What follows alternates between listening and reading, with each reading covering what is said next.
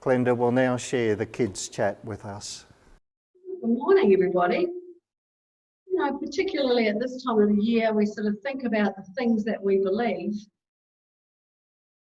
and realise that sometimes it's really hard to know exactly what to believe. But anyway, we've got Facebook to give us lots of really interesting information we can believe. So let's have a look what's in here today. Interesting pictures. Oh, here's an interesting article. Apparently they've just discovered that there is a new species of koala. It's sort of mutated a little bit, and they're calling it a drop bear. So there's a picture here of a koala with big fangs.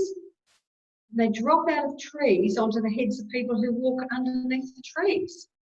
I'll have to check that one out, I think. Another one. There's a comment that Heather's made on some photo of a funny looking person. Oh, here's another one.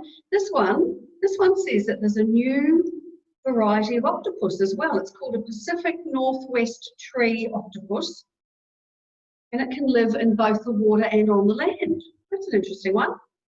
Might have to check that one out as well. Oh, here's a post from Steve with a photo. It says that this morning, while there was all of those thunderstorms going on, he saw a whole herd of flying pigs. I have to check that one as well. So, you know, there's all sorts of stuff on Facebook that we can see, but I'm a bit suspicious of it. And I'm the person who likes to check things before I believe them. And I guess in that way, I'm a bit like Thomas.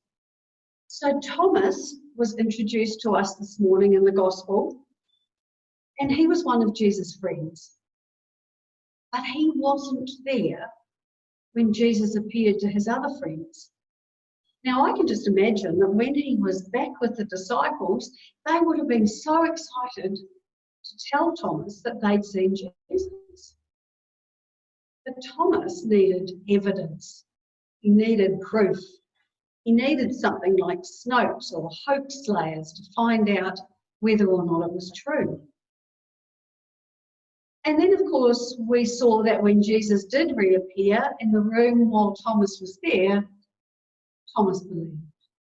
He didn't need to put his hands into the holes in Jesus' hands or into his side eventually, because he saw Thomas, he saw Jesus, and that was enough for him. But Jesus said to him, "Because you have seen me, you have believed. Blessed are those who have not seen and yet believe." So what about then for people like me who really need that evidence? Well, you know, we do have it, and here it is.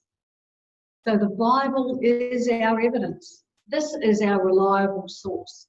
This is our hoax slayers and our Snopes and our authoritative sources. And we can believe that Jesus rose from the dead, even though we weren't in that room when he came to the disciples. Lord, there is lots of stuff out there that we shouldn't believe. And we just thank you that you give us the Bible, you give us the evidence, you give us the primary source, so that we know that Jesus Christ rose from the dead so that we can live.